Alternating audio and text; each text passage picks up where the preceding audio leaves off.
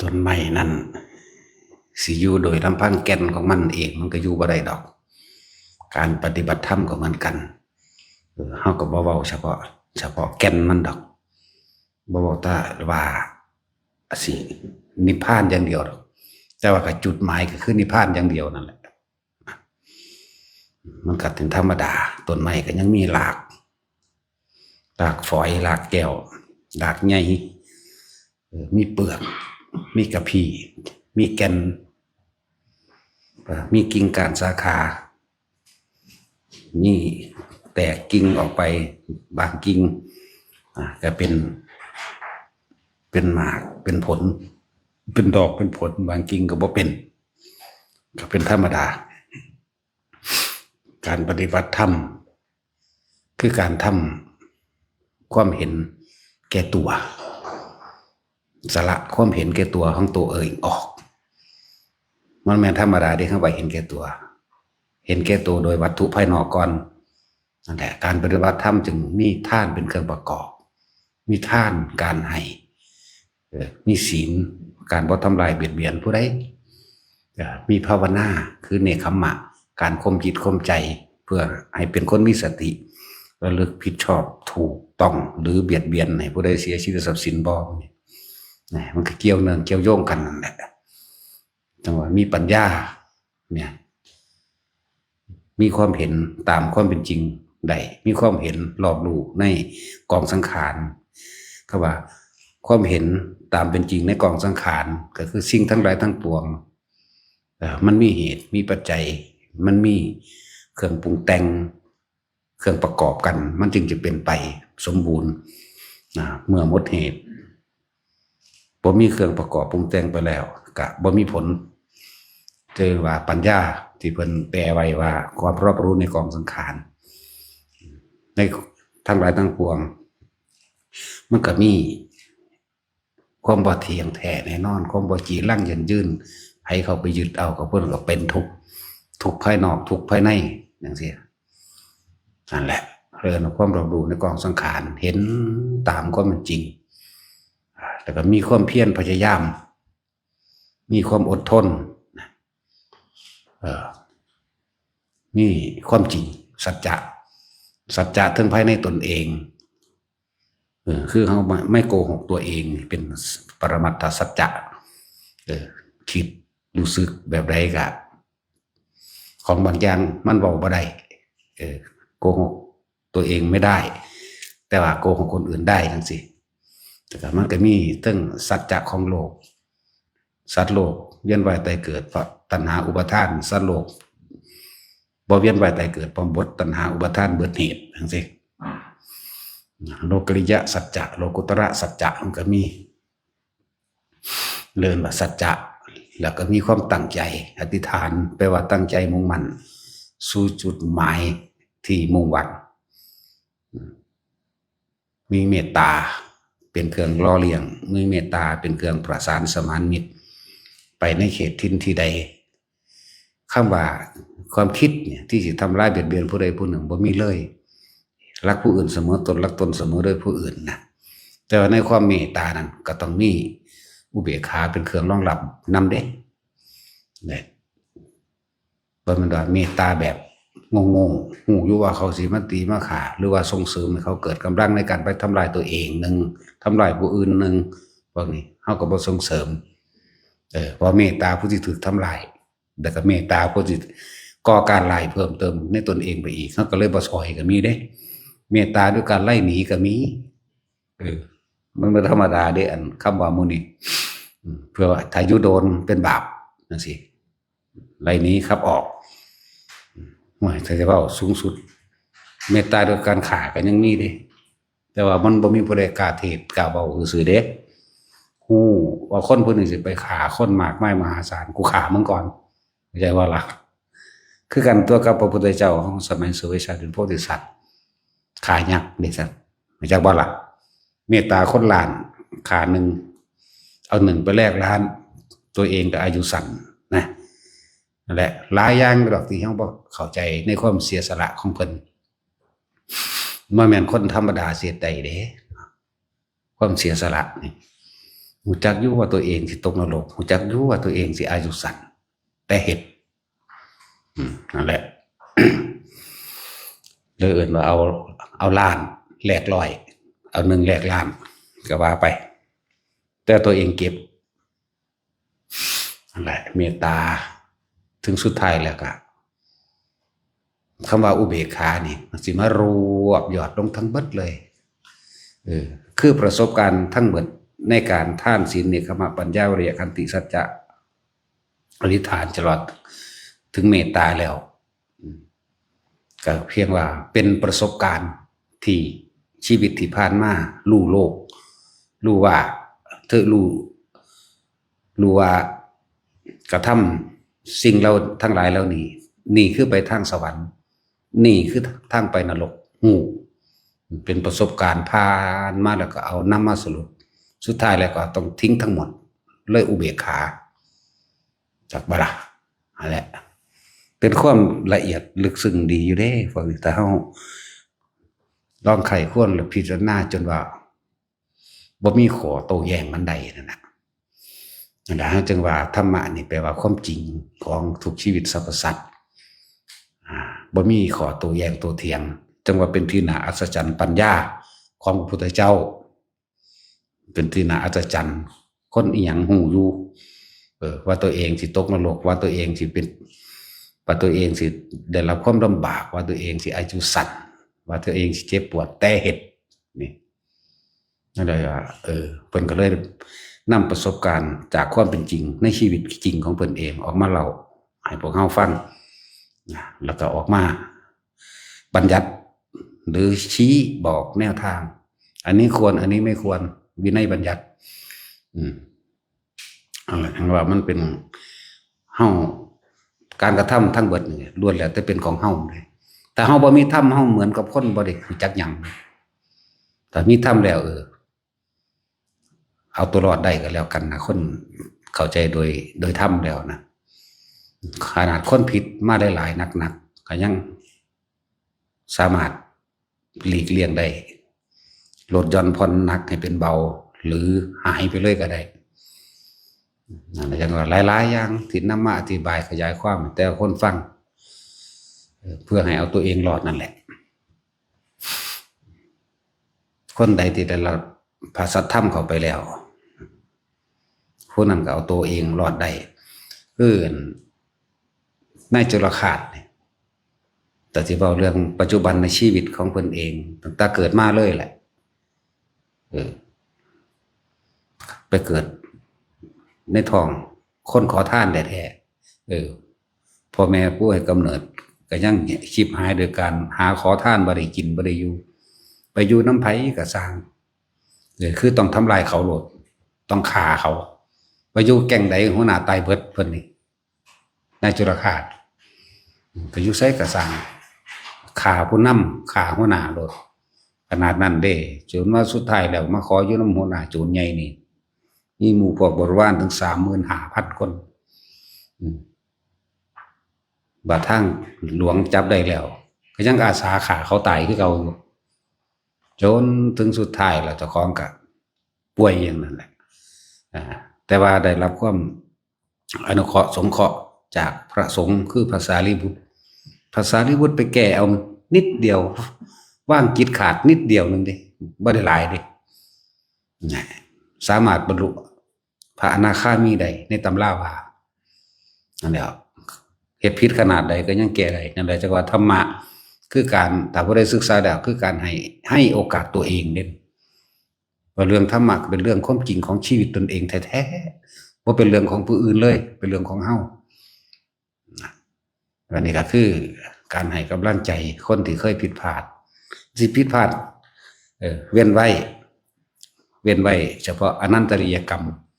สิผิดพลาดรุนแรงเพียงใดก็ช่างถ้าเฮาบ่ไปคิดนำมักถึงมันก็บ่อาจสามารถให้ผลเท่าใดธรรมะบัดนี้มาร่วมอยู่ไสมาร่วมอยู่จิตเป็นผู้สังสมเป็นผู้จดจำจิตทุกสิ่งทุกอย่างร่วมอยู่ที่จิตเกิดกับจิตบ่เกิดกับจิตนะอะไรจังว่านี่คือเว้าเรื่องของแก่นมันแล้วบัดนี้ตะกี้เว้าตั้งแต่หากแก้วขึ้นมาเขาไปหาเปลือกหากะปิหา กิ่งหาดอกหาผลไล่มาแล้วมาเหลือแก่นไปนี่นั่นแหละแก่นมันแค่ว่างจิตตัวเดียวมันสิทำผิดพลาดยังมากกระช่างเวียนไว้แต่อนันตริยกรรมแต่แม้กระทั่งว่าถึงอนันตริยกรรมบัดนี้การได้รับทุกโทษก็ได้รับเหมือนเดิมอยู่ถ้าคิดได้แล้วก็สามารถพ้นไปได้เมื่อภายหลังเพราะเหตุแห่งความสำนึกได้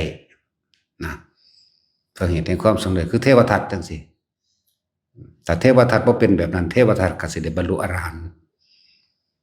หรืออาจารย์ศัตรูแต่บ่เข้าไปฆ่าพ่อนั่นก็สิได้บรรลุเป็นอรหันต์เทวทัตก็สิได้บรรลุเป็นอรหันต์นั่นแหละพอความคิดพอความเห็นแก่ตัวเห็นแก่ตัว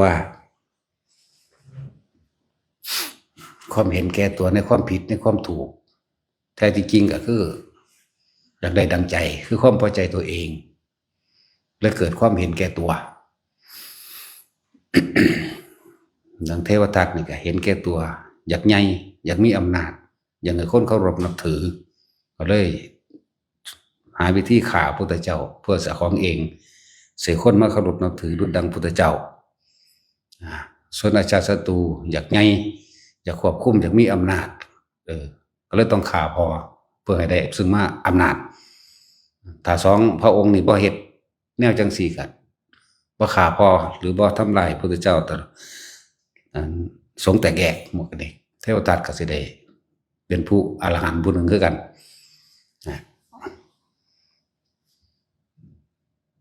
แต่เฮายังอาชาติศัตรูนี่มีความเห็นยึดผิดและยึดถูกนั่นแหละยึดดีนั่นแหละคือคิดว่าถ้าตัวเองได้คำว่าดีนี่คือจะให้ผู้อื่นยกย่องว่าดีอย่างนึงแล้วก็อยากไปหาตีเอาเมืองอื่นๆเพื่อสิไม่เป็นเมืองขึ้นของตนเองเพื่อสิทั้งหลายแหละแล้วเพื่อจะให้คนมายกย่องเจ้าของอยากเป็นจักรพรรดิจังซี่นะบัดนี้พอเพิ่นกันบ่พาเฮ็ดแนวนั้นนั่นแหละบ่เห็นผิดเห็นผิดพอบ่พาเฮ็ดเลยอยากครองอำนาจเอาเองตัวเองก็สิไปเฮ็ดก็ไปตีละล้านหลายเมืองก็ได้ล่ะ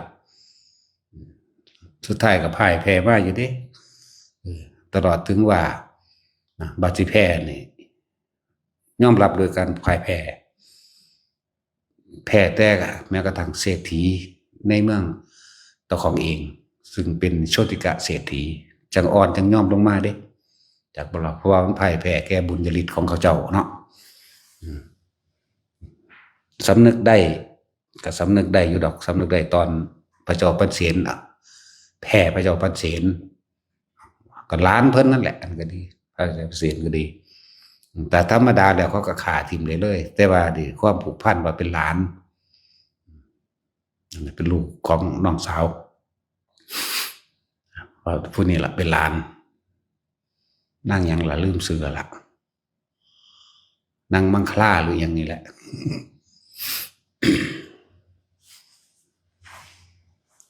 เลยได้รับการอบรมแน่เพิ่นก็ยกอันบัดนี้เพิ่นก็ยกอันลูกสาวคนไหนเด้แต่ว่าให้พี่น้องเอากันนั่นแหละอันนี้หลานอันนี้ลูกกูเอาลูกให้หลานอย่าว่าล่ะจึงได้พระอาจิตะภิกษุออกมาผู้นึงสิเป็นผู้ตัดวงจรฆ่าพ่อแพ้อยากว่าล่ะเอาพระโพธิสัตว์องค์นี้มาตัดวงจรในการทำอนันตริยกรรมพิทุขาตมาตุขาตถึงเฮ็ดมาแล้วเป็นลายเยอะนั่นแหละนี่ก็เรื่องอย่างหนึ่ง แต่ว่าถ้าเว้าเรื่องว่าที่เลิกในการ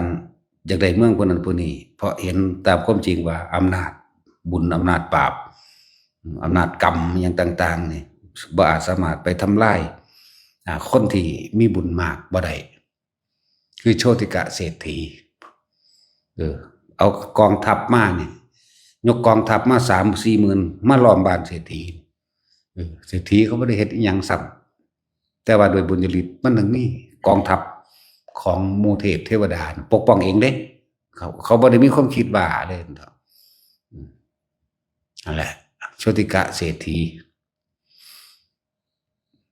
ตั้งแต่เมียเพิ่นก็เอามาจากอุตรกุรุทวีปเพิ่นเด้ได้นางแก้วหรือเมืองโลกอื่นบ่ได้มาแม่นบ่ล่ะและทรัพย์สมบัติถ้าบ่ได้เต็มใจเอาให้ไผนี่บ่มีผู้ใดสามารถเอาไปได้เลยนั่นนี่เอิ้นว่าบุญญฤทธิ์สำเร็จด้วยความดีของเขาเจ้าหลายเลยเกิดเป็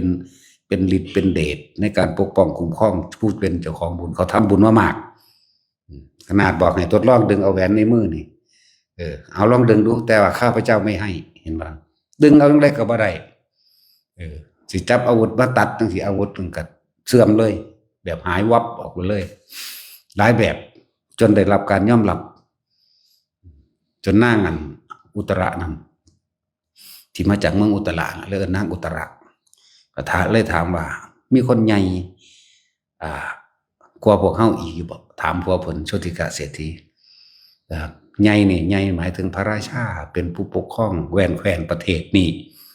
แต่ว่าที่สิ่งใดสิใหญ่ยิ่งกว่าบุญบ่มีนั่นแหละสุดท้ายมันก็ฟังธรรมพุทธเจ้าแสดงธรรมก็บรรลุอรหันต์ไปส่วนนางนี่ก็กลับขึ้นไปอยู่โลกเดิมของตัวเอง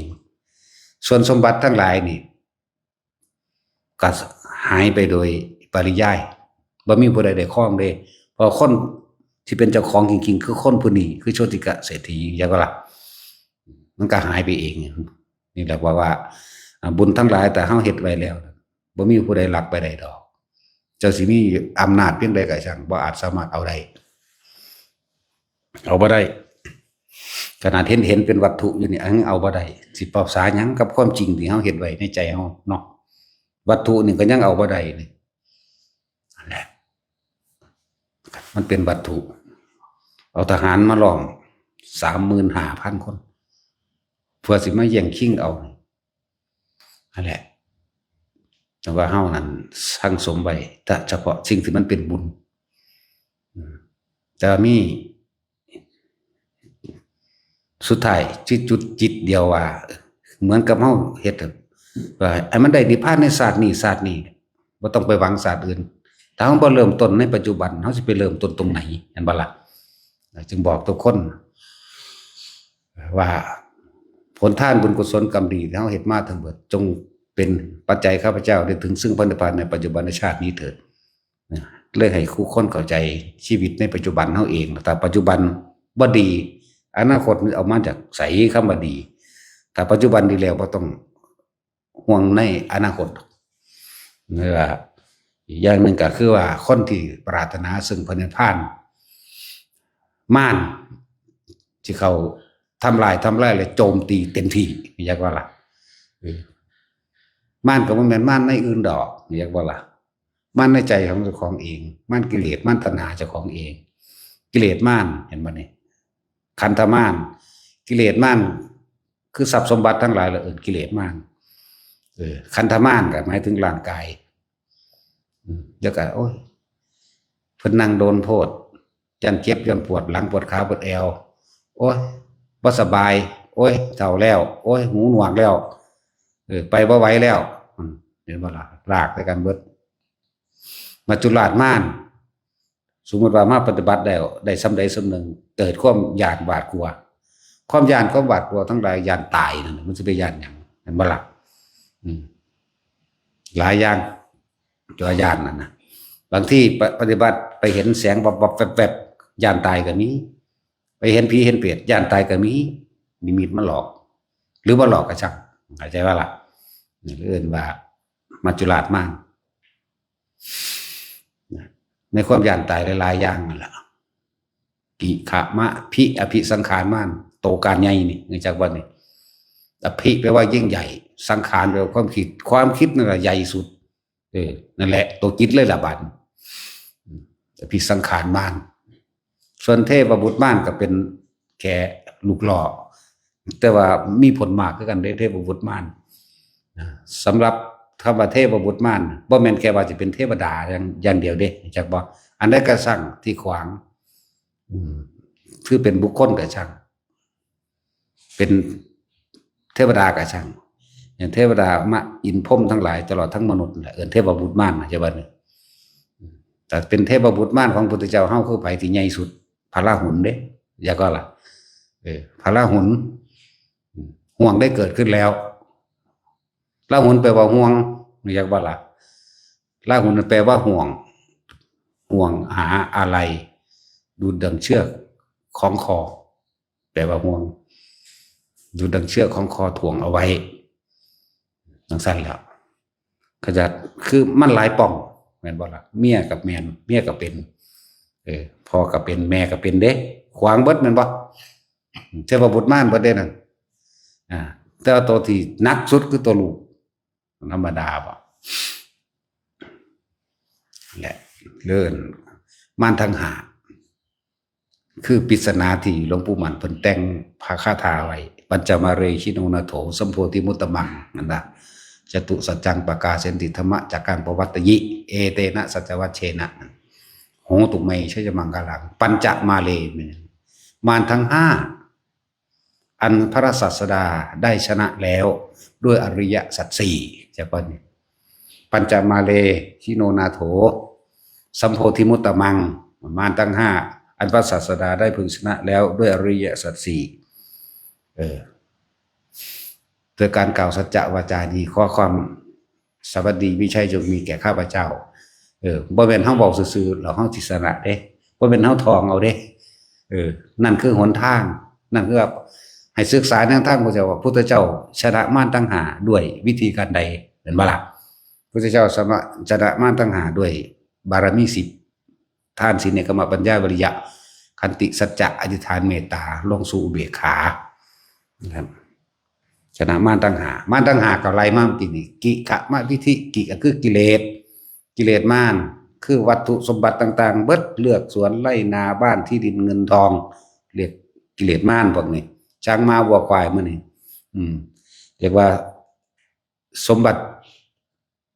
ที่มีชีวิตและไม่มีชีวิตเรียกว่าล่ะที่บ่มีชีวิตกับพวกเลือกสวนไร่นาจักว่าล่ะทรัพย์ที่มีวิญญาณครองกับทรัพย์ที่ไม่มีวิญญาณครองสิเว้าบาลีแน่เข้าใจป่ะบ่มีวิญญาณครองกันเงินทองรถมื้อนี้แหละที่มีทรัพย์ที่เป็นมีวิญญาณครองกับช้างม้าวัวควายนั่นแหละนั่นแหละแม้กระทั่งขาทาสบริวารก็เอิ้นเป็นทรัพย์ที่มีวิญญาณครองเข้าใจป่ะตะกี้เฮาอาจสิลืมไปแล้วว่าเฮาเคยเป็นทาสแม่นบ่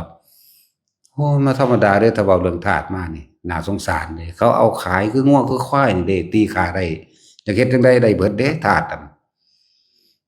นี่บ่มีสิทธิ์สิเหลือบตามองเบิ่งพระมหากษัตริย์พระราชาเด้แวบเดียวคือถูกประหารเลยเด้บ่ธรรมดาเด้ทาสนี่นั่นเด้นั่นแหละถึงว่าสมบัติอันเป็นทาสเรียกว่าสมบัติอันมีวิญญาณนั่น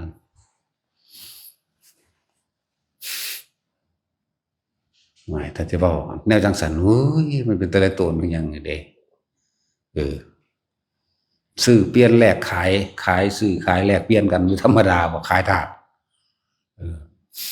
บ่หาแต่ฮอดสมัยนั้นก็ได้เอาแค่100 กว่าปีนี่ก็ได้นี่เห็นบ่คือเขาขายกันขายคนเป็นทาสนะไทยเฮาก็ยังมีพระปิยะเป็นผู้เลิกทาสเห็นบ่ล่ะรัชกาลที่5แล้วพระปิยะก็เลยเพิ่นเป็นผู้เลิกทาสให้ขนาดนั้นมันก็ยังมีตลาดมืดในการขายทาสอยู่ขนาดเลิกแล้วตามกฎหมายแล้วเนาะจากสัมภพุแล้วปิยะแปลว่าหยังปิยะแปลว่าที่รักพระบุคคลผู้อันเป็นที่รักเป็นรัชกาลที่5นะแหละ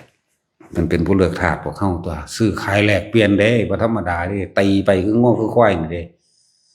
นั่นคือกรรมเข้าใจบ่ความคิดของเขาสิกบฏต่อสู้นี่บ่มีเด้มันสิถูกกรรมบีบบังคับไว้เพราะตัวเองเคยเฮ็ดแบบนั้นพวกซื้องัวขายควายขายช้างขายม้าหยังก็แล้วแต่ว่าบีบบังคับข่มเหงเขาบ่ได้ความยุติธรรมหลายแบบกรรมตัวนี้ก็ตกมาคือกันตกมามันก็เลยเป็นคนที่บ่มีสมองบ่มีปัญญาในการติดต่อต้านบ่มีปัญญาในการเพราะว่านั่นแหละพวกเฮาฮู้จักว่ามันเป็นหยังคือบ่มีปัญญาในการต่อสู้ในการต่อต้านในการเอาตัวรอดในการหาทางออกเพราะบ่ได้สั่งสมธรรมมะไว้เด้อที่พระพุทธเจ้าเพิ่นก็บอกสุตตะมยปัญญาเกิดขึ้นจากการได้ยินได้ฟัง ความจริงนั่นแหละแต่ว่าคนมีธรรมยังเอาตัวรอดออกได้จากหลายๆอย่างบ่จนตอกจนมุมนอนดอกคนมีธรรมนั่นแหละขนาดน้ำมันมีเครื่องกันมันยังไหลซึมลงทางใดดินใดคนมีธรรมก็เหมือนกันย่อมมีทางออกเสมอธรรมนี่บ่แม่นของล้าสมัยล้ำสมัยเป็นของสมัยใหม่ส่วนนั้นพวกเข้าใจว่าเจ้าของเป็นคนล้ำสมัยเป็นคนสมัยใหม่เป็นคนหัววิทยาศาสตร์ของเก่าเบิดนั่นบ่ล่ะวิชาทางโลกนี่สอนแข่งแย่งแข่งขันชิงดีชิงเด่นความเป็นหนึ่งและมีอำนาจแต่ว่าไม่รู้ว่าในการแข่งแย่งชิงดีชิงเด่นและความมีอำนาจล้วนแล้วแต่กรรมทั้งหลายที่ตัวเองกระทำมาล้วนแล้วแต่ตกสู่กับจิตใจของเจ้าของเองไม่หนีไปไหนส่วนวิชาตั้งธรรมเป็นวิธีสอนให้ออกจากโลกธรรมะพุทธเจ้าเนี่ยสอนให้ออกจากโลกเด้บ่ได้สอนให้อยู่ติดในโลกเด้พวกนักวิทยาศาสตร์ที่ได้รับการยอมรับว่าเป็นผู้ผลิตไฟฟ้าเป็นผู้ผลิตนิวเคลียร์เป็นผู้ผลิตเครื่องยังก็แล้วแต่เถอะเห็นบ่ล่ะมันเป็นหยังคือบ่ผลิตเครื่องป้องกันแก้เก็บและตายเนาะนักกฎหมายเป็นหยังมันคือบ่ออกกฎหมายบังคับไม่ให้แก่ไม่ให้เก็บไม่ให้ตายตำรวจเป็นหยังคือบ่จับความแก่ความเก็บความตายเอาไว้คือบ่จับขังคุกไว้อันความเก็บแก่เก็บตายเนาะแม่นบ่ซั่นแหน่บ่มีแต่แข่งแย่งชิงดีชิงเด่นแข่งขันกันเอาเปรียบสารพัดสุดท้ายก็สร้างสมสิ่งเหล่านั้นเข้าไว้แล้วก็ตายไปนะครับหลายจังว่าพวกเฮานั่นบ่ต้องไปเงิดบ่ต้องไปสะออนเขาเลยที่เขามียศถาบรรดาศักดิ์หรือร่ำรวยมีอำนาจเห็นบ่กรรมที่เขากระทำเอาไว้การกระทำของเขานี่ฝังไว้ในความรู้สึกนี่แหละมันบ่หายไปไสเด้คนเฮาทำผิดหรือถูกโดยศีลธรรมมันหูในโตนั่นแหละสิไปตัวผู้อื่นแบบยิ้มแฉ่งหน้าชื่นตาบานมึงยิ้มไปเถอะความจริงมันอยู่ในสัญญาบันทึกไว้แล้วนี่แม่นบ่ล่ะบันทึกไว้แล้วนะโอ้ยถ้าสิเว้าเรื่องนายพลนายพันลงนรกมาเว้าออกสื่อได้เลยแต่ว่าไผสิเชื่อเพราะว่าสิ่งทั้งหลายเหล่านั้นเฮานำมากล่าวก็เป็นโทษเข้าใจบ่ล่ะเป็นโทษแก่เฮาเองนี่แหละแต่จริงๆเฮาบ่มีโทษดอกแต่ว่าเว้าซื่อในพ้นนั่นในพ้นนี่ตกนรกที่แรกไปเกิดเป็นปลาบัดนี้ลูกเพิ่นฉลองที่ลูกก็ได้รับในพ้นในพันมาคือกันจากบอกคนที่ไปเป็นปลาอยู่แล้วก็สร้างเถอะจิตสุดท้ายมันคิดห่วงสวนเข้าใจบ่นิดเดียวนึงเด้ความดีก็มีอยู่แต่ว่ามันไปเร็วก่อนหนึ่งที่ความดีมีอยู่เด้แต่วันไปเร็วก่อนเจตนาในการเอายักยอกทรัพย์สินเขาไปห่วงสวนว่าเสียสวนให้ลูกผู้นั้นผู้นี้นะสวนตัวนี้สวนในกรุงเทพผู้ใดว่ามันถือคือบ้านเฮาเนาะมันขายเป็นตารางเมตรละเท่าใดล้านนั่นว่าล่ะนั่นแหละจิตทุกท่ายพอดีตายในโรงพยาบาลวับไปห่วงสวนไปเข้าไปในไข่ป่าไปเกิดเป็นป่าเห็นไหมล่ะมันไม่ได้โดนด้วยอันป่านี่ไงบางกี่เดือนมันก็ใหญ่ขึ้นเด้นั่นล่ะลูกเพิ่นก็ได้รับไปฉลองกันนี่หั่นเอาพอมาขายกินแต่ว่าก็บ่ได้แม่นอันนั้นพฤติกรรมว่าเขาฆ่าพอแต่ว่ากรรมของผู้นั้นเองก็จะบ่กรรมของเขาเองเป็นเองเพราะถ้าถือขาตายแล้วโกรธแค้นเห็นห้องใส่ลูกว่าพอได้นี่เขาไผสิไปรู้แม่นบ่ได้เกิดความอาฆาตเกิดความโกรธเกลียดขึ้นว่ารุนแรงตกนรกย่ำได้บุแล้วบาดนี้มันบ่ธรรมดาเด้จักย่ำได้บุไว้บ่ต่ำก็เป็นกลับดอกนรกตัวนี้ก็เลยว่าโกงแผ่นดินดีมีแต่ว่าบ่คิดถึงดีก่อนที่ตายแม่นพาเขาไปสั่งวัดแต่ว่าหังไปสั่งในน้ำซื่อได้บ่ได้ออกจากใจใช่บ่ล่ะสั่งในน้ำสั่งในน้ำกองทัพหรือสั่งในน้ำเขาเอาไปเป็นประธานเพราะว่าเป็นคนมีชื่อเสียงไปซื่อๆนะครับว่า ไปเอาชื่อเสียงไปเอาความไว้ใจไปเอาตำแหน่งนี่นะบ่ได้ไปโดยใจศรัทธาแต่ก็ยังมีอยู่ดีมีอยู่ดีที่ไปนั่นเองดีนี่ได้จากผู้อื่นเขาภูมิใจเขาพอใจเขาเอาคนผู้ใหญ่ไปเป็นประธานได้อาจจะว่าล่ะนั่นเป็นแค่ดีได้โดยส่วนมุทนานั่นเด้แต่อันสาระเลวที่มันหนักครับโกงแผ่นดินโกงเป็นหนี้แผ่นดินอย่างใหญ่อยู่ดับ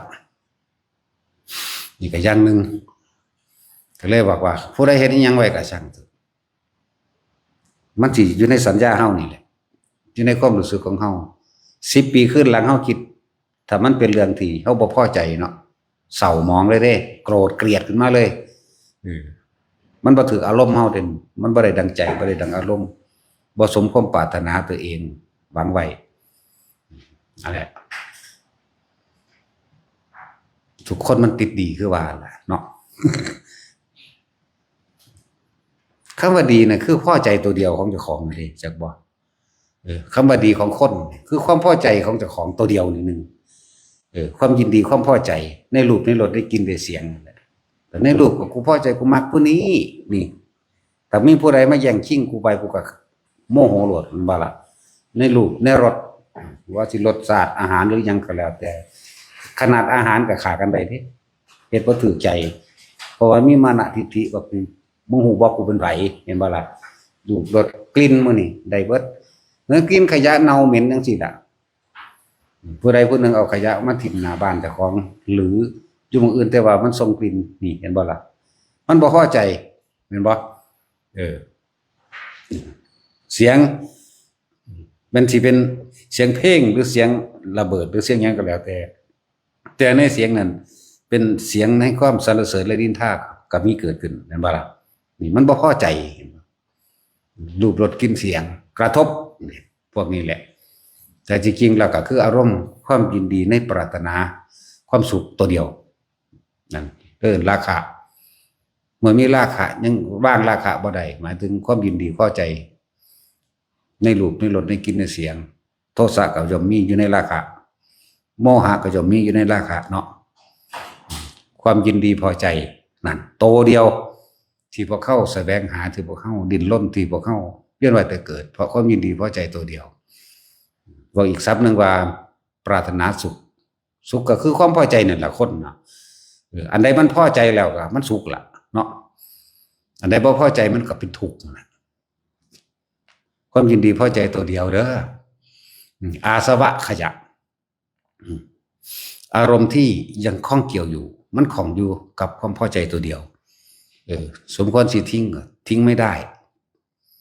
อาสวะขยะอารมณ์ที่ยังคล้องอยู่พวกเฮาส่วนมากก็คล้องอยู่ในความพอใจนั่นแหละความบ่พอใจแม่นเฮาบ่อยากได้ก็ได้มาจากบ่ล่ะในดีมีเสียในเสียมีดีเนาะ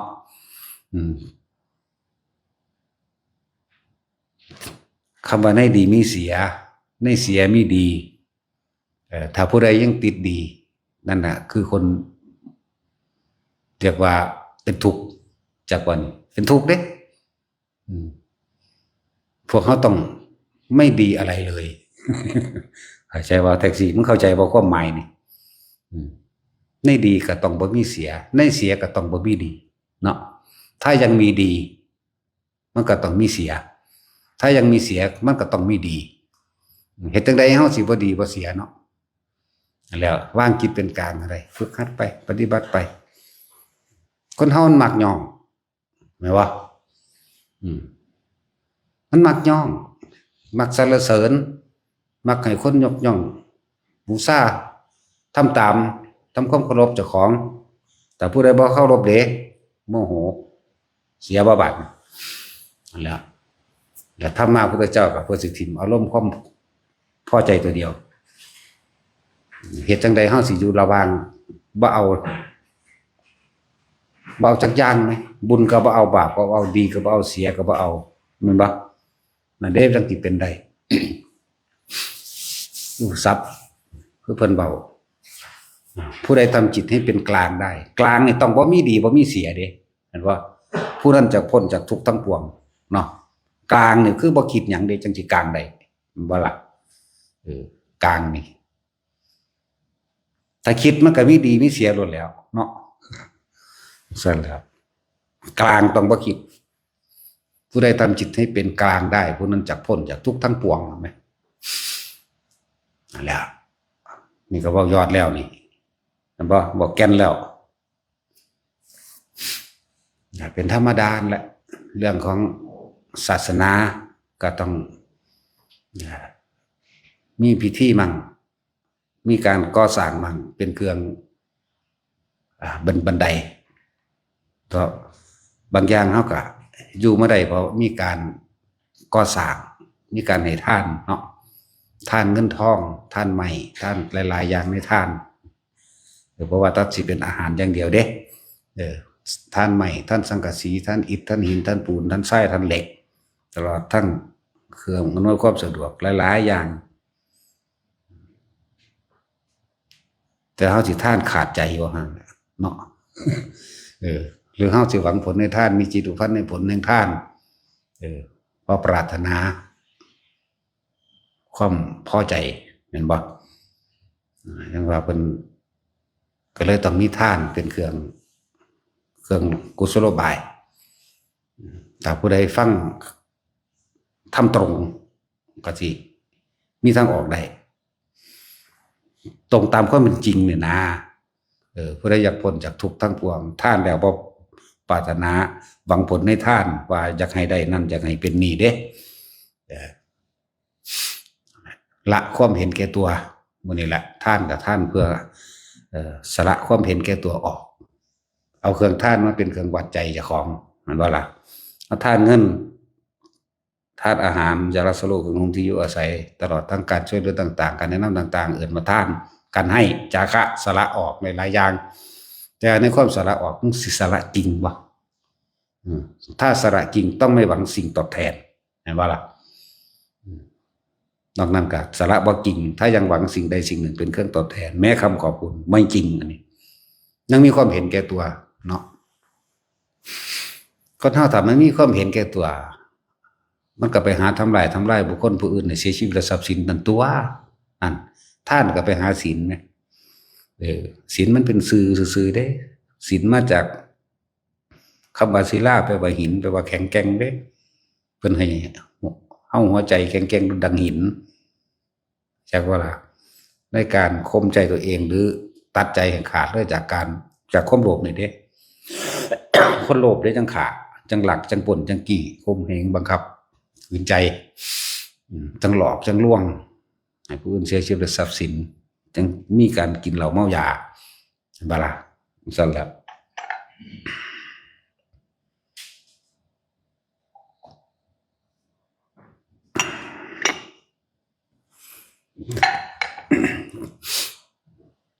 ท่านอีกอย่างหนึ่งก็คือว่า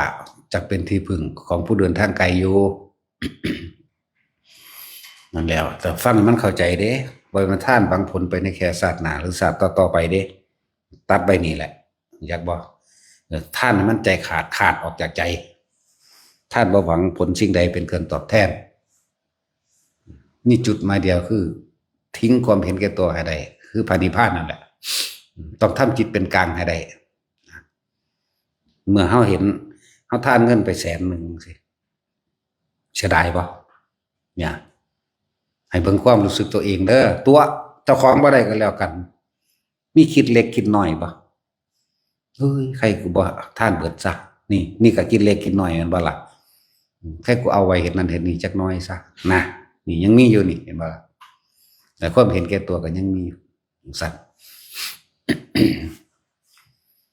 ตราบใดยังมีความเห็นแก่ตัวการเบียดเบียนเห็นแก่ตัวน้อยกับเบียดเบียนน้อยเหมือนกันเด้เนาะกูบ่เบียดเบียนคนแต่ว่ากูเบียดเบียนสัตว์นะว่าล่ะนั่นแล้วโอ้ยเป็นเรื่องละเอียดคือยังนี่ดอกแนวมื้อนี้นั่นแหละเพิ่นจึงว่าถ้าเฮาท่านขาดออกโดยบ่มีความเห็นแก่ตัวบ่หวังสิ่งใดตอบแทนแล้วนี่ความรู้สึกนี่ก็บ่เสียดายอะไรอีหยังอีกแล้วนี่ท่านตัดความโลภออกได้แล้วเนาะครับมันก็น้อมเข้าไปหาไม่ไปทำร้ายเบียดเบียนให้ผู้ใดผู้หนึ่งสิ่งที่ทรัพย์สินตลอดทั้งคนและสัตว์ทั้งตัวบัดแม่นบ่ล่ะจากท่านนี่บ่หวังสิ่งใดแล้วศีลนี่คือมันเลยเป็นจิตใจแข็งแกร่งดุจดังศิลาเลยศีลหินนั่นแหละ นั่นแหละมันก็ต่อเนื่องกับไปหาเนคขมะกับบังคับใจเจ้าของใดตัวบัดนี้เห็นบ่ล่ะเนคขมะบังคับใจเจ้าของใดเป็นผู้ข่มจิตให้ห่างจากกามได้เนคขมะกามคือความยินดีความพอใจนั่นแหละจักบ่ล่ะข่มออกจากความพอใจของเจ้าของแต่เก่าเฮาพอใจผู้หญิงนี่ผู้ชายนี่เฮาพอใจรูปรสกลิ่นเสียงอันนี้เห็นบ่ล่ะบัดมันก็ข่มได้ตัวทุกอย่างเป็นปฏิจจสมบัติเป็นความสืบเนื่องต่อกันเห็นบ่ล่ะเป็นเหตุเป็นปัจจัยอาศัยซึ่งกันและกันให้ถึงที่สุดนี่ก็เป็นปฏิจจสมุปบาทอีกอันหนึ่งเหตุและปัจจัยทั้งหลายที่ทำให้เกิดขึ้นในวันนี้ท่านศีลเนคขมะปัญญาวิริยะเป็นเหตุเป็นปัจจัยซึ่งกันและกันให้เข้าถึงความปล่อยวางนั่นเองหรืออุเบกขานั่นจะเป็นบารมี10ก็ดี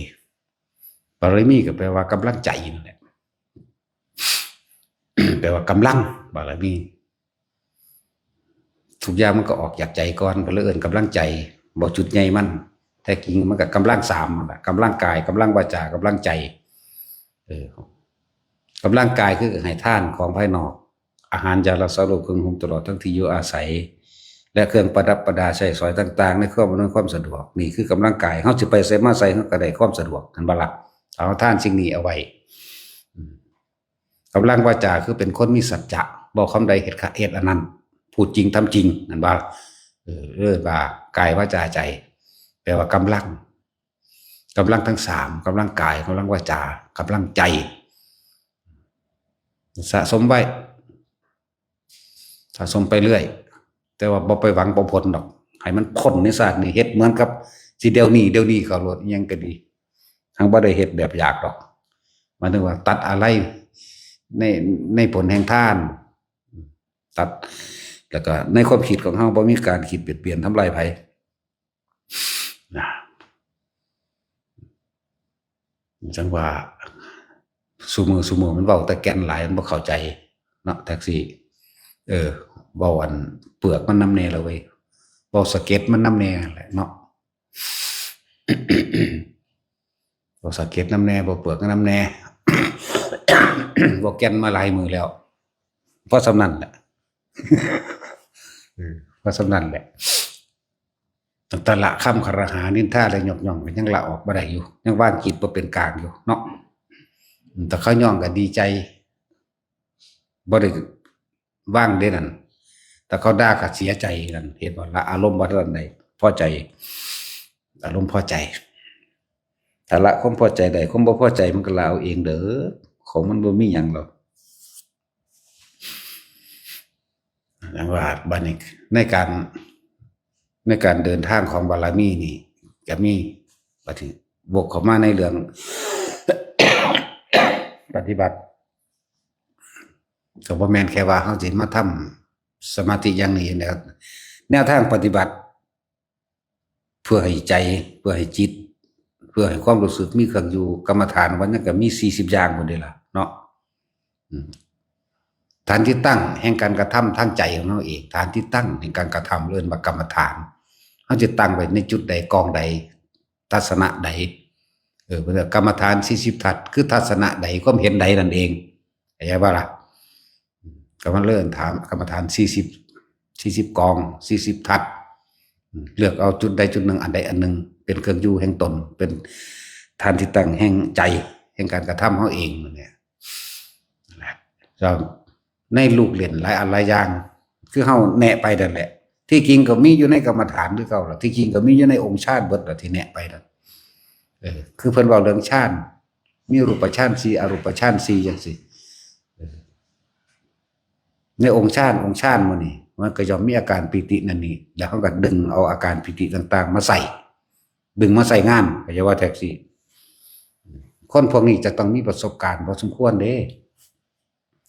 มีประสบการณ์เกิดขึ้นจริงกับตัวเองสัมผัสได้จริงในรถแห่งธรรม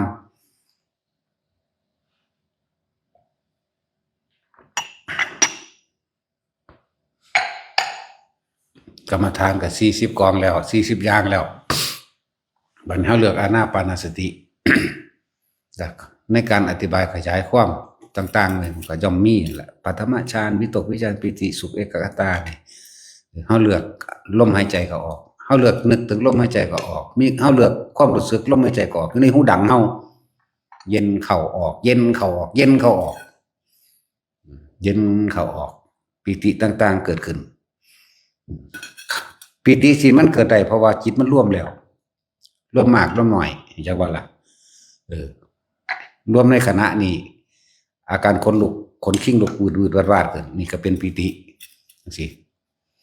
จิตมันร่วมเลยเด้มันบ่คิดเด้มันยังเกิดได้เข้าใจบ่แม่นคิดก็คิดเดียวเข้าใจบ่นี่คิดเดียวรู้สึกเดียวคือลมนี่เองเข้าใจบ่นั่นแหละเรื่องว่าเอกคตาจิตเอกคตาจิตเอกคตาลมคิดเดียวความรู้สึกเดียวแล้วปิติเกิด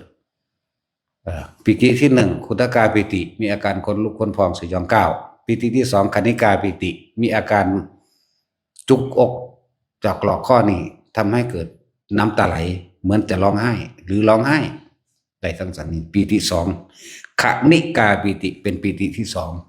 2บัดนี้ละคนบ่เคยฝึกหัดปฏิบัติภาวนาบ่มีครูบาอาจารย์แนะนำให้บ่จักสื่อมันคนอื่นๆที่บ่เคยปฏิบัติเขาสิว่ามึงเป็นบ้าบ่เข้าใจบ่ล่ะเดี๋ยวคนพวกนั้นก็ไปแค่คำคนผู้นั้นว่ากูเป็นบ้าเนี่ยเรื่องบ่อยากเฮ็ดก็มีนั่นแหละคณิกาปิตินี่มีอาการ ตื้มน้ำตาไหลปิติที่3ภารณาปิติมีอาการโยกซ้ายโยกขวาโยกหน้าโยกหลังจุดดังนั่งอยู่ในอ่างน้ำหรือคลื่นทะเลออกคลื่นทะเลไหวๆนั่นเองนี่เป็นปิติ3ปิติที่4โอกันติกาปิติมีแสงสว่างเกิดขึ้นมีนิมิตต่างๆเกิดขึ้นก็รวมอยู่ในนิมิตนั่นแหละแม่นเบิดนั่นแหละปิติที่5คืออุปงคาปิติทำให้กายลอยขึ้นบัดนี้เฮาสิเอาปิติต่างๆมาใส่งาน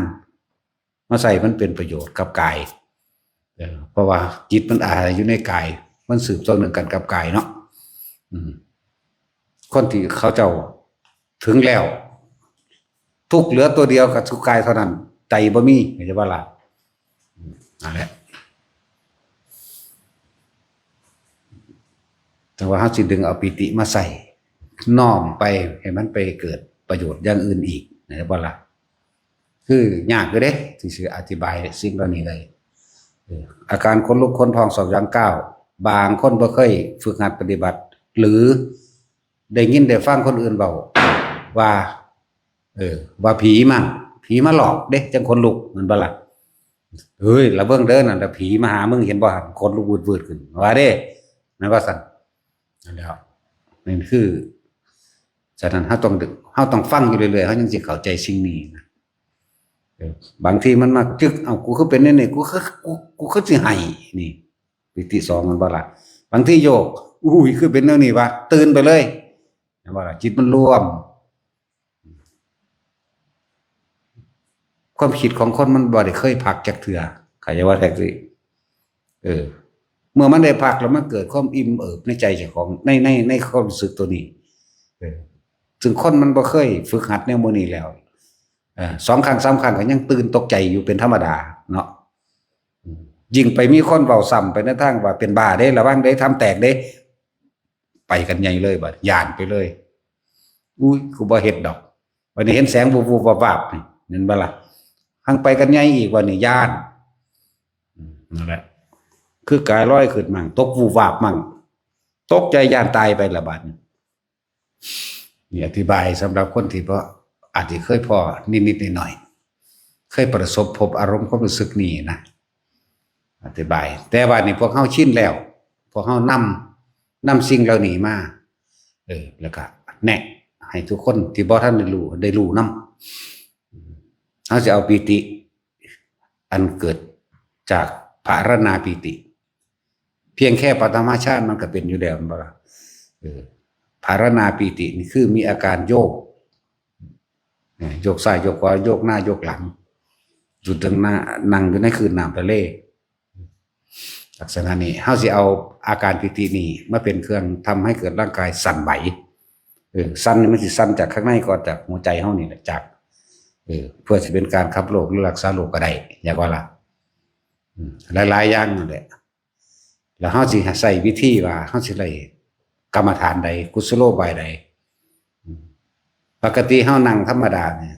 มันก็โยกอยู่แล้วหลับตาแล้วลืมตาโยกทั้งนั้น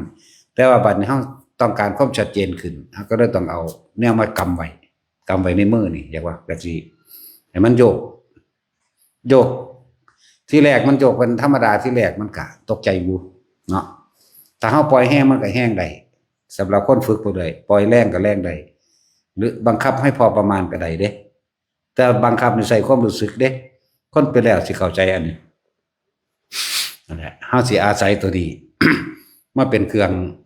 รักษาโรคหยังก็สร้างเถอะอย่าย่างหน่อยๆโมเลกุลในกระแสเลือดเฮานี่ก็สิถือการฟอกให้ว่าล่ะโมเลกุลโรคหัวใจอย่างนั้นกระแสเลือดหรือเยื่อต่างๆที่อยู่ในร่างกายเฮาเองมันผ่อนคลายเด้มันผ่อนคลายเพราะว่าหยังเพราะจิตมันผ่อนคลายอยากบ่จิตมันปัสสัทธิแม่จิตมันผ่อนคลายเด้มันคลายออกมันบ่คือคนคิดมากบัดนี้อยากว่าล่ะต่างๆโมเลกุลต่างๆอยู่ในร่างกายเฮาก็สิค่อยถูกขับออกบางทีก็มีเหงื่อออกหน้าผากหรือหลังเข้าใจบ่ล่ะอันนั้นแหละก็บ่ให้เฮ็ดนานเด้ถ้าเป็นแต่ละครั้งเฮาคือแค่อย่าเกิน5นาทีพอเข้าใจบ่คือบ่ให้เกิน5นาทีมื้อตายเฮ็ดรถของมันเฮ็ดเป็นแล้วมันบ่ล่ะบ่ให้ไปเกินนั้นเส้นเอ็นตัวนี้เอ็นแขนมันจะมีการใส่งานเกินไปอย่าบ่มันจะใส่งานเกินไปเหมือนกันล่ะกับเฮาออกกำลังกายโหมเกินไปเฮ็ดให้เจ็บยอกคัดอันนี้เฮาสิออกกำลังคิดจังเพิ่นนี่ออกกำลังคิดได้นี่ คือจะให้เกิน5นาที1นาที2นาทีนี่ก็ใช้ได้แล้วล่ะ2 4 3นาทีนี่ก็ใช้ได้แล้วปล่อยมันคนสมัยโบราณตะกี้เขาบ่รู้จักวิธีใช้เขาสิเอาไปเฮ็ดของต่ำเข้าใจบ่เขาสิน้อมจิตไปในทางต่ำเด้เขาเอิ้นปลุกพระตะกี้มันบ่แม่นปลุกพระดอกเขาจะก็ใช้ศัพท์จังซั่นแหละแต่ว่าศัพท์ที่คนเข้าใจง่ายเลยบอกว่าปลุกพระไปจีบสาวไปเล่นสาวไปนอนน้ำผู้สาวไปเอาเลขไปหาสมบัติเก่าใส่ไปในทางต่ำตะกี้เขาสิน้อมจิตไปแต่อันนี้เฮาบ่ได้น้อมจิตไปเฮาให้มันอยู่เฉพาะเฮาไม่ใช่ก็ล่ะมันทั้งเบิดนี่ขึ้นอยู่กับความคิดบ่ใส่ไปทางเลวก็ได้ใส่ไปทางดีก็ได้ของผมตะกี้ไปจีบสาวเป็นนอนน้ำผู้สาวก็ฝันอีหลีเด้สั่นแล้วไปหอมแก้มเขาไปอันนั้นอันนี้เขามีเบิดน่ะหรือบางที่ก็ไปเจอเจ้าทีเขาสู้กันก็มีเอาปากว่าเอารักตะกี้นั่นแหละอยู่บ้านดอนก่อนใหญ่ดอนก่อยใหญ่เขาเฮ็ดเอาเลขดอกกระลึบแต่ให้เฮาเฮ็ดมันบ่ขึ้นแต่เฮาฝึกแต่เฮาเองเฮาน้อมไปทางสูงอยู่แล้วมันเป็นจักว่าล่ะแต่ว่าเอาผู้นี้นะเนี่ยนะ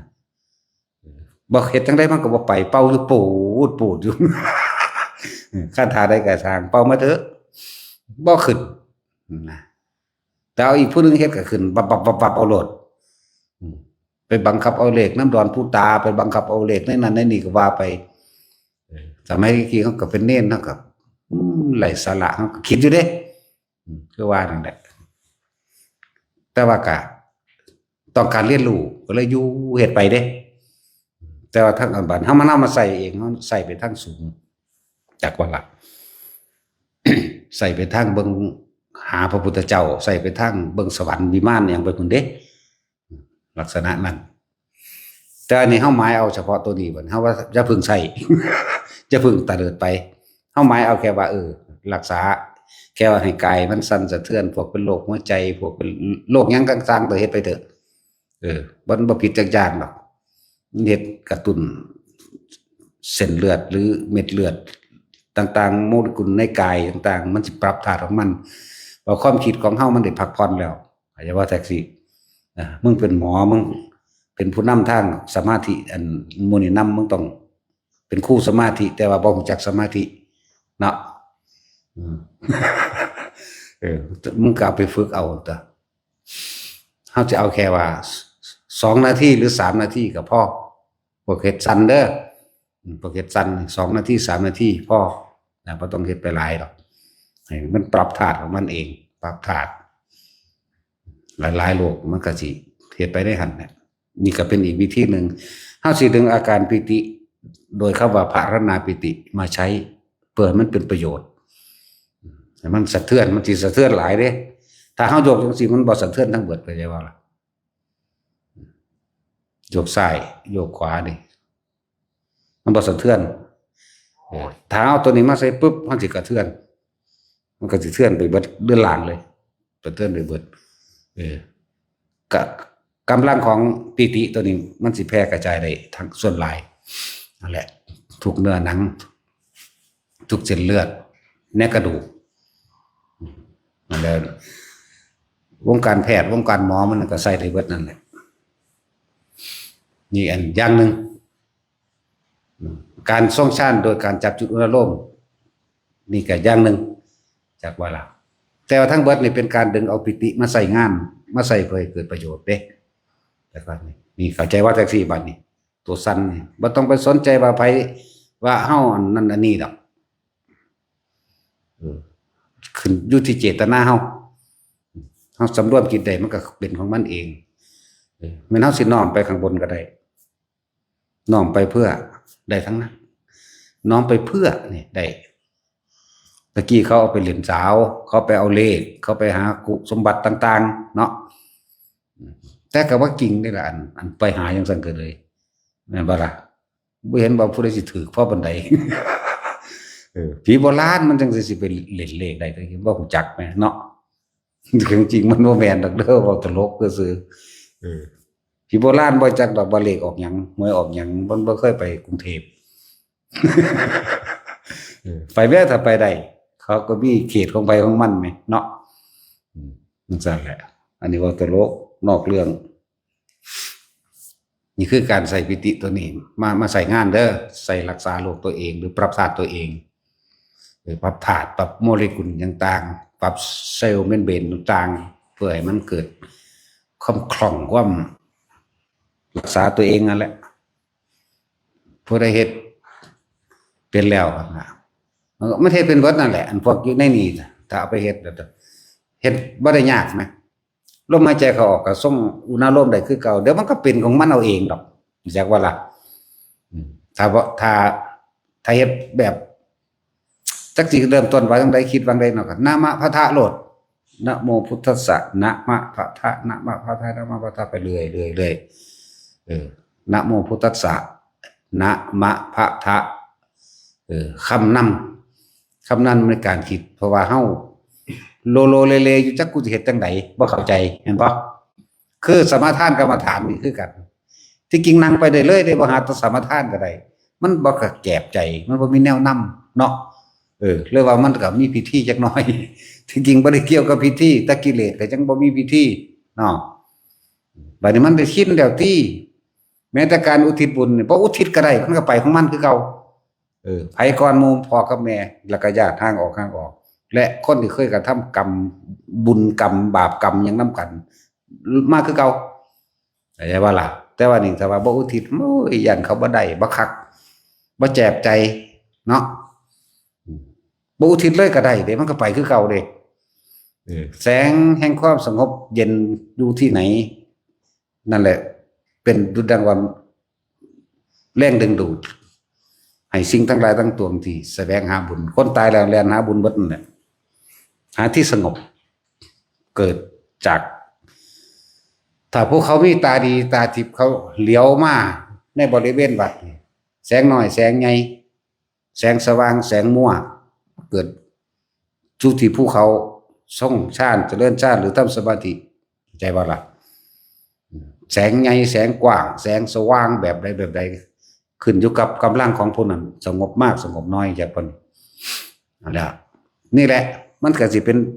แดงดูดเหมือนแมงเม่าเป็นเข้าของไฟนั่นแหละบินเข้าหานั่นแหละต่างๆเหตุไปคือเอาปานนี้ แต่เฮาสิน้อมไปในทาง ไปสวรรค์ก็ได้ไปในมิติต่างๆก็ได้ทั้งนั้นอันตัวนี้จากว่าล่ะได้อยู่บ่ยากจักเม็ดเทไปเถอะไว้ทุกคนฝึกหัดเล่นไปให้มันเป็นเครื่องอยู่เหมือนกันแล้วก็กรรมฐาน40แหละเฮ็ดไปแค่ว่าเป็นเครื่องคมเป็นเครื่องอยู่ซื่อๆเด้ตัวว่างจริงๆบ่ได้ว่างเด้ถ้าสิเอาสุดยอดมันเห็นบ่ว่างแต่ว่าเฮาเฮ็ดไปเฮ็ดมามันว่างเอาเองดอกเพราะว่าเฮาบ่ไปคิดถึงกองการกิเลสบ่ไปคิดถึงกิเลสเนาะตัณหาอุปทานมันก็เกิดบ่ได้ทั้งตัวตอนนี้ก็เฮ็ดเป็นเครื่องเล่นเครื่องอยู่ไปเป็นกีฬาสมาธิก็ว่าไปหรือการคือ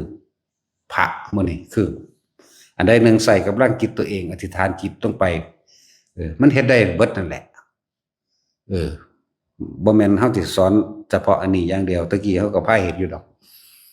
คนเป็นใหม่หรือเด็กเล็กน้อยอยากรู้อยากเห็นก็เป็นธรรมดาก็สอนเขารู้เขาเห็นโลดฝึกไปโลดมโนมยิทธิฝึกไปเลยความคิดนี่สำเร็จได้ถ้าร่วมจิตนี่เป็นหนึ่งแล้วมันก็ไปของมันเองดอกจึงเรียกว่าคนเราสำเร็จทั้งใจสำเร็จทั้งความคิดมันได้มีศัพท์บางสี่แล้วถือว่าศัพท์อื่นๆสิบ่ค่อยของยินเนาะความคิดที่รวมให้เป็นหนึ่งก็เกิดให้กับผลสำเร็จได้นี่เรียกว่ามโนมยิทธิเว้าศัพท์ตรงมันคือมโนมยฤทธิ์จากว่าล่ะความสำเร็จที่เกิดขึ้นจากการคิดแต่ในความคิดนั้นรวมให้เป็นหนึ่งนี่ศัพท์ตรงมันนั่นแหละมันมีทั้งถ้าเครื่องกำลังคือไปบ่ได้โดยกายถ้าเต็มกำลังไปได้โดยกายให้ฝึกไปเฮาสิเอาถ้าจะได้เต็มกำลังเฮาจะต้องเอาตัวอุปงคาปิติทำให้กายนั้นลอยขึ้นได้ไปได้ทั้งร่างกายเลยอันนี้คนเฮาสิไปได้ขนาดนั้นมันเยอะแยะแล้วมันจะสามารถเข้าใจว่าล่ะตั้งแต่เริ่มมันสิลอยขึ้นไปถึงมันยังตกใจบ่แห้งอยู่เนาะหมู่อันนี่นะหลวงพี่ต้นเราเฮ็ดอยู่ พี่ต้นก็เฮ็ดอยู่ว่าสิลอยขึ้นยังได้ก็ตกใจเพิ่นว่าโอ้ยตกใจหาแม่หมดเลยด่าแม่ก็พรสำหาพวกนี้ เน้นปลุกผู้นึงเฮ็ดอะไรเฮ็ดไปคือเฮาสิเอาดึงเอาปิตินี่มาสร้างปิติของภารณาปิตินี่มาเป็นเรื่องปรับธาตุรักษาโรคก็ว่าปรับธาตุก็ว่าแล้วเฮาสิเอาโอกันติกาปิติหมายถึงแสงสว่างนี้มันเกิดขึ้นได้นี่เฮาสิน้อมเข้ามาเพื่อมันเกิดผลสำเร็จในการละเล่นเพื่อรู้นั่นเห็นนี่ได้ทั้งนั้นได้แล้วเฮาสิเอาอุปงคาปิตินี่ก็เริ่มฝึกจังซี่ก่อนเลยจากบ่ล่ะตั้งแต่เฮาโดยเฮาจับจุดนั้นโลมได้นี่ตัวโยกมันก็มีเห็นบ่โยกซ้ายโยกขวาโยกหน้าโยกหลังก็มีคนลุกมันก็มีเนาะบางทีมันจุกจึกขึ้นมาปลื้มขึ้นมาคือไห้ก็ยังมีปิติหาแสงวับวุบวาบขึ้นเลยก็มีหรือเห็นนั่นเห็นนี่เลยก็มีป่านนี้เฮาสิเอาอุปงคาปิตินี่หมายถึงเป็นดุจดังว่ากายลอยขึ้นเฮาจำความรู้สึกพวกนี้บอกรู้แล้วจำความรู้สึกตอนเจ้าของโยกได้บ่เฮาก็ยังปล่อยโยกหน่อยโยกซ้ายโยกหลังโยกได้โยกเร็วก็ได้โยกช้าก็ได้บัดนี้เฮาก็มาจับเอาตัวนี้อีกตัวหนึ่งอาศัยภารณาปิตินี่มาโยกมาสั่นทั้งขอแขนเฮาเราจับว่าเร็วก็ได้ช้าก็ได้หยุดก็ได้แล้วเวลามันไปเกิดปิติของอุปงคาปิติกำหนดร้อยก็ได้จักว่านี่กำหนดว่าให้มันไปซ้ำนี่ซะก่อนตัวตั้งแต่กำหนดตัวนี้แห้งหรือช้าได้เห็นบ่เพิ่นก็จำเอาความรู้สึกนี่ปล่อยมันค่อยเคลื่อนไปตัว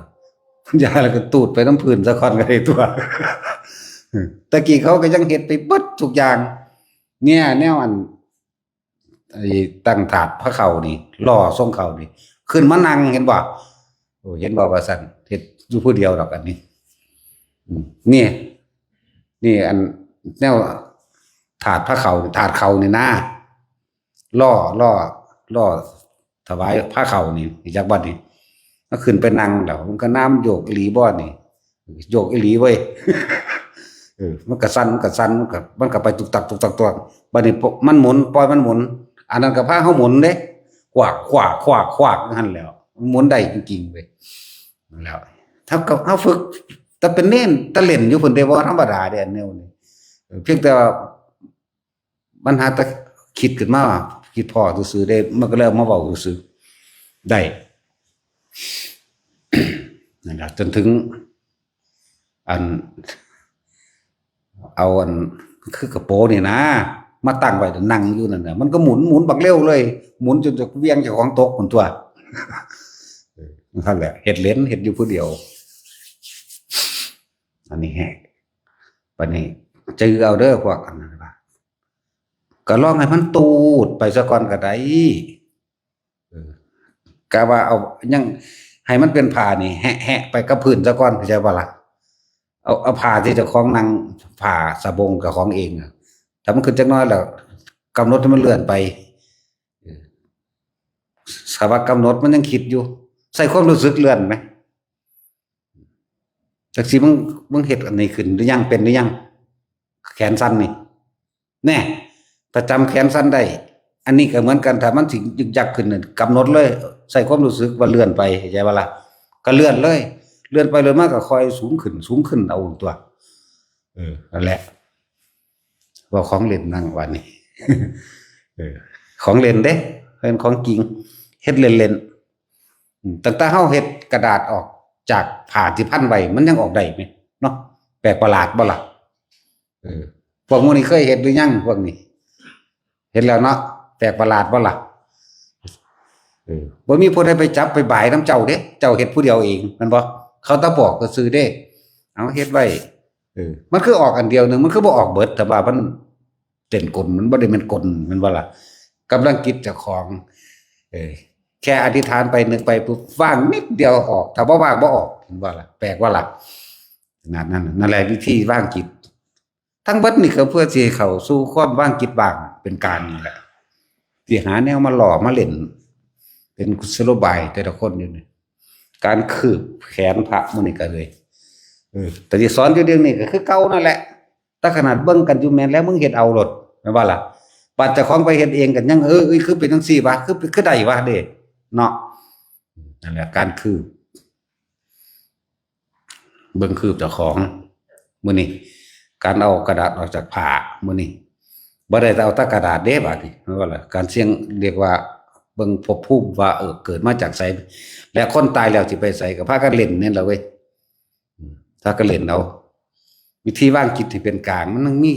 เคล็ดลับอยู่ในหั่นแหละอันในการที่เฮ็ดเล่นไปเล่นมามันต้องมีดอก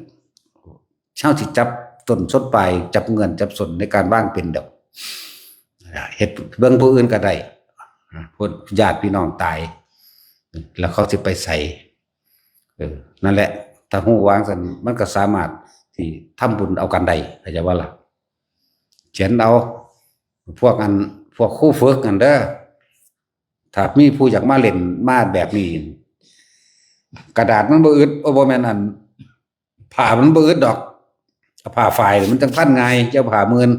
พันแน่นๆเลยเอายางรัดไว้อีกก็ได้แต่บ่มั่นใจเข้าใจว่าล่ะเบิ่งดูมันสิออกมาแนวใดเจ้าของจับเอาเองใบจับเอาเองพันเอาเองเอายางรัดไว้อีกเบิ่งเข้าใจว่าล่ะพันกิ้วดีๆแล้วปานจะสูบแล้วยางรัดเข้าโลดบัดนี้เอาเฮ็ดบัดนี้จังซี่ก็ได้นั่นแหละมาพิสูจน์เอาการคืบศอกก็เหมือนกันนี่คือมาปุ๊บมันสิพอดีกันปั๊บเลยดอกนิ้วมือเฮานี่บัดนี้ก็อธิษฐานจิตเจ้าของลงไปในหันใส่กำลังจิตนี่เป็นวิธีใส่กำลังจิตบ่ได้แม่นผลแค่นี้เด้วิธีการใส่กำลังจิตเคลื่อนย้ายของเบรกรถหรือเวียงทางของอาวุธก็ได้จากวันนี้โหมันธรรมดาดิตาพายุก็ยังเอาไปได้ไหมเนาะแต่สินแต่ว่าเจ้าของต้องย่อมป่วยเด้ เบี่ยงเบนแนวทางก็ได้จักว่านั่นแหละใส่กำลังจิตมื้อนี้ใส่กำลังจิตเบนเวียงทางลมจากว่าล่ะแม้กระทั่งแผ่นดินสิถล่มจังซี่ถ้ากำลังจิตสูงก็สามารถหยุดยับยั้งได้จากหนักเป็นเบาอยากว่าจากเบาเป็นบ่เกิดแล้วก็บ่มีบ่ได้เป็นอันตรายพวกนี้หรือการเอาของต่างๆออกจากผามื้อนี้ก้อนหินบ่เนาะอีตาคอนเราเฮ็ดออกมาเห็นบ่เป็นตะเงิดหลายแล้วว่าก้อนหินบักใหญ่โคโลปากกามื้อนี้ก็ออกเห็นบ่แล้วไม้นั่นเฮ็ดเล่นๆแต่นี่ว่าของเล่นเนาะจังสิเฮ็ดได้การใส่กำลังจิตช่วยเหลือคนมันช่วยได้เด้จักบ่ล่ะเหมือนกันกับที่หลุมมันยุบอยู่ไสโรงพยาบาลใดตอนอยู่พรรษาจังนะบ่ตอนบ่ทันออกพรรษานะคนที่ขี่รถมาตามธรรมดาน่ะใน7:00 นเนาะรถสิเต็มติดเด้แถวนั้นแต่ว่าคนขี่รถมาฮอดหม้องมันสิยุบนั่นคนสิจอดรถเพราะว่าเขาเห็นรถจอดเต็มอยู่เขามาบ่ได้เพราะว่าในตาเขาเห็นรถจอดอย่าบ่ล่ะนั่นแหละเขาเห็นรถจอดคือรถติดนั่นแหละตั้งแต่บ่มีรถเด้หม้องหันหม้องมันสิยุบลงแล้วนั่นแหละผู้เขาเจ้ากำลังแห่งผู้เพิ่นมีกำลังผู้เพิ่นมีฤทธิ์มีเดชมีหยังเพิ่นเฮ็ดให้มันติดขัดไว้จักบ่ล่ะเฮ็ดเป็นรถจอดเต็มอยู่ไปบ่ได้แต่จริงๆบ่มีบัดมันบัวลงไปเนี่ยก็บ่มีหยังบ่มีรถตกจักคันนี่ล่ะมีแต่รถเจ้าหน้าที่ซื่อๆเนาะนั่นแหละที่จริงมันเอาไปใช้ประโยชน์ได้เบิดแหละเพียงแต่ว่ามันมีผู้แนะเฮาบ่นะหรือมีผู้เฮ็ดเป็นบ่นะหลายอย่างโพดดอก สิ่งที่แนะนำให้นี่ล้วนแล้วแต่เอาไปใช้ประโยชน์อุปโลกกำลังชาติและฤทธิ์เดชต่างๆอุปโลกขึ้นมาเพื่อช่วยเหลือหมู่สรรพสัตว์อยากว่าเพื่อให้เป็นประโยชน์ทุกทางเลยเนี่ยการคือพระมื้อนี้ก็พากันฝึกเฮ็ดถ้าเฮาเฮ็ดเป็นแล้วเฮาก็อธิษฐานก้อนหินอันใดหนึ่งมาให้มันเป็นเฮาบ่ได้ใส่ไปทั้งขังแต่ว่าเฮาใส่เบิ่งกำลังจิตเจ้าของซื่อจักว่าล่ะถ้าสิขังได้เบิดนั่นแหละมันทางบ่แม่นทางพ้นทุกข์ถ้าสิเฮ็ดไปแนวนั้นถ้ามันช่วยเหลือให้ผู้คนไปนิพพานได้เขาเจ้าก็เฮ็ดแล้วพุทธเจ้าพาเฮ็ดแล้วล่ะอันนี้เพิ่นบ่เฮ็ดเฮ็ดหนึ่งป้องกันภัยหรือช่วยเหลือเหตุการณ์บางอย่างจังซี่นะเฮ็ดได้มีอยู่เรื่องจังซี่แต่ว่าคนสิติดชินในการว่าต้องการให้คนอื่นช่วยเหลือตัวเองก็จะว่าล่ะเลยบ่อาจสามารถที่สิพึ่งพาตัวเองได้พุทธเจ้าเพิ่นจึงห้ามบ่ให้แสดงฤทธิ์นั่นว่าล่ะแล้วเขาเจ้าเลยบ่ให้แสดงสิ่งเหล่าหลายเหล่านี้ลองแสดงแหน่ผู้ใดผู้หนึ่งเฮ็ดอิหยังประหลาดขึ้นมาจักอย่างเนี่ยเขาสิห่มใส่บ่ได้อยู่บ่ได้เซาบ่ได้พักบ่ได้พรบาดนี่เห็นว่าล่ะนั่นแล้วคนก็สิเสียคำว่าตนเป็นที่พึ่งของตนเพราะไปหวังผลเป็นที่พึ่งไปพึ่งเฉพาะคนอื่นเลยเสียฟังคำสอนพระเจ้าบ่เข้าใจว้าวผู้นั้นตาทิพย์เฮ็ดท้องเหี่ยอยู่ไสนอไปเอากันหน้าแม่นบ่ล่ะบ่ตะท้องแล้วตั้งแต่มีดตัดอันผักซื่ออีห่ามันก็เอิ้นอาจารย์อันบ่มีดเหี่ยหรือ ก็เพิ่นก็ยังไปเห็นโลดสักเทื่อเลยอยู่หม่องมันนั่นแหละโอ้ยซ้ำนี้ก็จังได๋ได้เฮ็ดให้มันเบิ่งเพื่อให้มันเกิดจากปฏิบัติธรรมซื่อๆดอกนั่นแหละคือกระเป๋าเงินตกมีทองมีเงินอยู่ในหันสิเขาเปิดเบิ่งว่าบ่มีหยังจักบ่ล่ะมีแต่บัตรประชาชนเขาก็มาส่งได้ที่จริงมีทองมีเงินนั่นแหละถ้าเขาจะเอาเขาถ้าเขาเห็นว่ามีทองมีเงินเขาเอาเงินทองเขาไปเผาถิ่มแล้วแนวอื่นก็ได้แม่นบ่ล่ะนั่นแหละจังว่าทั้งหลายเหล่านี้นี่เฮ็ดไว้เพื่อหยังฝึกให้คนรู้จักช่วยเหลือคนภายในได้นะส่วนการร้อยนี่มีผลดีหลายอย่างเนาะเฮ็ดโลดจะสิพาใส่หรอก แต่ของเฮ็ดบ่เป็นก็สิให้ผู้อื่นเฮ็ดดอกสิเป็นผู้บอกหรอกบางคนเฮ็ดบ่ได้แฮะว่าล่ะแต่เคยเฮ็ดซื่อๆนะเดี๋ยวสิบอกให้ดอกว่าเฮ็ดจังซั่นไปจังซี่เป็นแบบนี้เนาะ โอ้ยกูอยากได้เน้นมันมึนนะจักบักฝึกอีหยังมันเอาเป็นเอาตายใส่ปุ๊บแล้วก็บอกยากๆแหละมันเล่นแต่มันเลยจักได้กระสร้างมันมีแนวรักษามันเองในชาติของมันเองอยู่แล้วล่ะเนาะอันนี้มึนแต่แนวบ่เป็นทานี่มึนแต่แนวเล่นอิหยังเล่นโทรศัพท์บอกยากไปแนวอีกอย่างหนึ่งบักฮานั่นเดี๋ยวเถอะนั่นเดี๋ยวพรมาเดี๋ยวที่พรไปเอามาเดี๋ยวฟ้ามือใส่หูมันหนึ่งแบบมันร้อยวันหิวเอิ้นเอายากๆคืออยากได้แบบนั้นได้ตอนนี้มันมักเลยอันเซาเราอยู่แบบมันแอบไปหาหลักเห็นนี่บ่เอา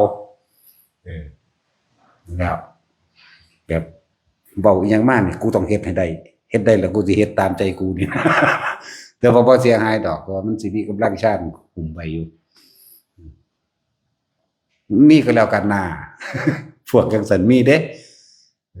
แล้วเดี๋ยวเพิ่นเป็นพระใหญ่แล้วตัวนี้บ่เว้าเรื่องของเพิ่นดอก เหมือนว่าแตะบอกอีหยังบ่เฮ็ดนำจักอย่างจักว่าล่ะแต่ว่าวิฤทธิ์วิเดชเด้ปัดเป็นปัดบวชพระมาแล้วนั่นนี่แล้วเข้าป่าไปเลยเด้ล่ะแต่ว่าก็ซอยคนคือเก่าพวกนี้เวลาไปบิณฑบาตก็บินในเมืองกรุงเทพพุ่นเด้จะไปบินไสก็บินได้เบิดนั่นแหละว่าเขาเฮ็ดเป็นแล้วเนาะอันซึ่งก็มีจักได้เรียนแบบมึนๆว่าถ้าให้ฝึกเอาจนได้ฝึกได้แล้วไปมึงไปเฮ็ดแบบนี้ไป คือสิดีนะเนาะพระพุทธเจ้าเพิ่นปรับอบัตตประสงค์ไว้เน้นเพิ่นบ่ปรับ ก็ใส่แนวนี้เอาแล้วเว้ยแหละเอาสบาย